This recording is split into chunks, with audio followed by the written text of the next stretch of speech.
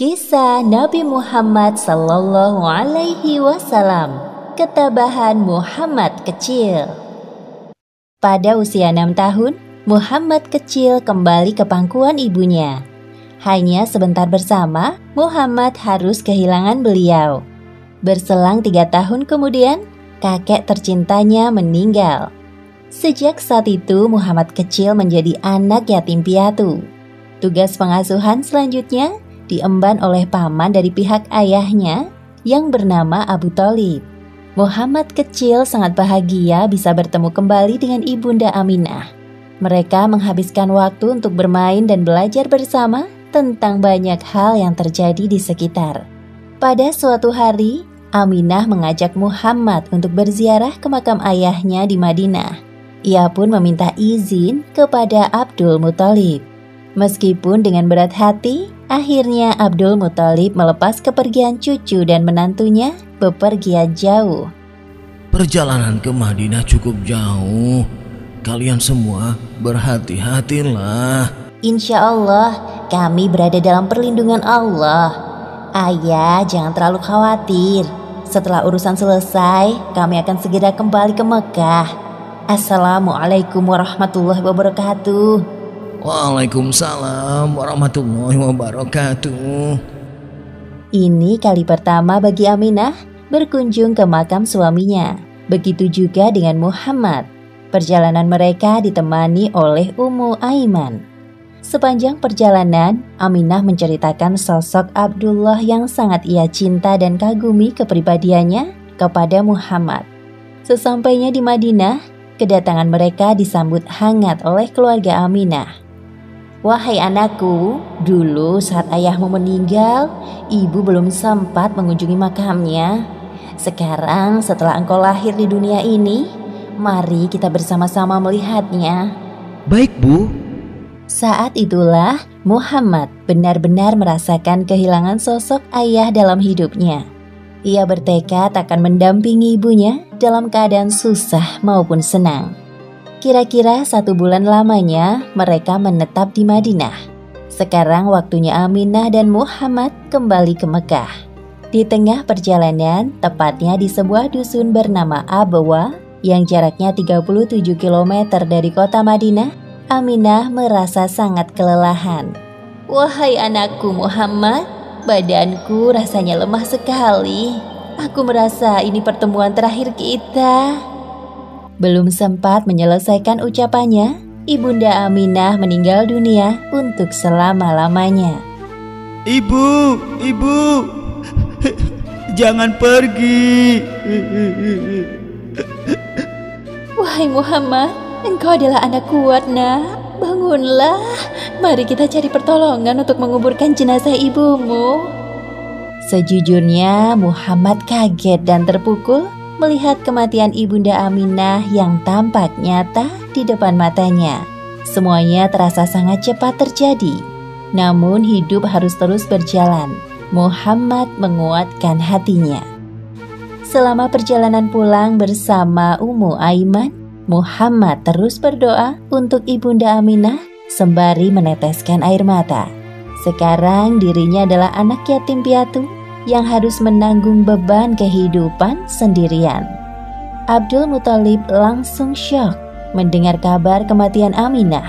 Seketika itu beliau mencium Muhammad. Wahai cucuku tersayang, hapuslah air mata di wajahmu. Jika ibumu melihatmu bersedih, pasti beliau akan sedih juga. Tenanglah, sekarang kakek yang akan menjagamu. Terima kasih, Kek. Abdul Muthalib merasa bahwa cucunya ini akan menjadi orang besar di kemudian hari. Beliau memperlakukan Muhammad dengan perlakuan yang istimewa. Hei nak, jangan duduk di tempat itu. Minggirlah, itu punya kakek. Maaf paman, aku tidak tahu jika hanya kakek yang boleh duduk di sini. Sudah, biarkan saja cucuku duduk di tempatku. Sesungguhnya kelak dia akan memiliki kedudukan yang lebih tinggi dariku. Pada saat itu, Abdul Muthalib adalah orang yang paling dihormati di kalangan penduduk Mekah, sampai dibuatkan hamparan khusus di bawah naungan Ka'bah. Selama kurang lebih 3 tahun lamanya, Muhammad diasuh oleh kakeknya. Muhammad kecil sangat menyayangi kakeknya, begitupun sebaliknya. Namun kebahagiaan Muhammad tidak berlangsung lama. Ketika Allah Subhanahu wa Ta'ala memanggil Abdul Muthalib untuk kembali di hadapannya. Wahai kakek, secepat itukah engkau pergi meninggalkanku? Sekarang aku benar-benar merasa kesepian. Tetapi Allah di kemudian hari memberikan nikmat kepada Muhammad untuk menghibur kesedihannya. Sebagaimana disebut di Al-Quran, surat Ad-Duha ayat 6 hingga 7. Bukankah engkau dalam keadaan yatim piatu, lalu diadakannya orang yang akan melindungimu dan menemukan kau saat kehilangan pedoman, lalu ditunjukkannya jalan itu. Menjadi anak yatim piatu yang kemudian ditinggalkan sosok yang amat mencintai, rasanya seperti ditusuk pedang. Itulah yang dirasakan oleh Muhammad di usianya 8 tahun. Kematian Abdul Muthalib tidak hanya membuat duka mendalam di hati Muhammad, begitu juga bagi para penduduk Mekah. Tidak ada satupun anak Abdul Muthalib yang dapat menggantikan sosoknya yang berwibawa, teguh hati, cerdas, dan terhormat. Beberapa hari sebelum Abdul Muthalib meninggal, beliau telah berpesan kepada anaknya yang bernama Abu Thalib untuk mengasuh Muhammad. Di antara pamannya yang lain, Abu Thalib memiliki sifat lemah lembut dan penyayang. Abdul Muthalib ingin Muhammad tumbuh dalam pengasuhan yang tepat. Wahai keponakanku tersayang, sebelum ayah meninggal, beliau sempat berpesan kepadaku agar mengasuh dan merawatmu sampai dewasa. Meskipun aku bukan orang kaya, namun pamanmu ini akan bekerja keras untuk menghidupimu seperti anak-anakku yang lain. Terima kasih, wahai paman, engkau sungguh berhati besar. Akhirnya, Muhammad diasuh oleh Abu Thalib sampai masa dewasa. Muhammad adalah anak yang tahu diri. Melihat beban berat yang dipikul pamannya, ia tidak tinggal diam. Bermodalkan tubuh yang dimilikinya, Muhammad ikut bekerja seperti anak-anak lain tanpa paksaan. Ikhlas membantu keluarga Abu Thalib.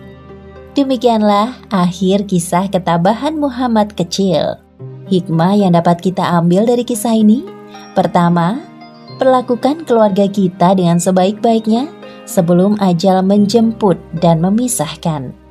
Kedua, jangan pernah lupa mendoakan orang tua kita yang telah meninggal, karena doa anak soleh yang akan mengantarkan pahala dan pengampunan bagi mereka. Wallahu a'lam bishawab.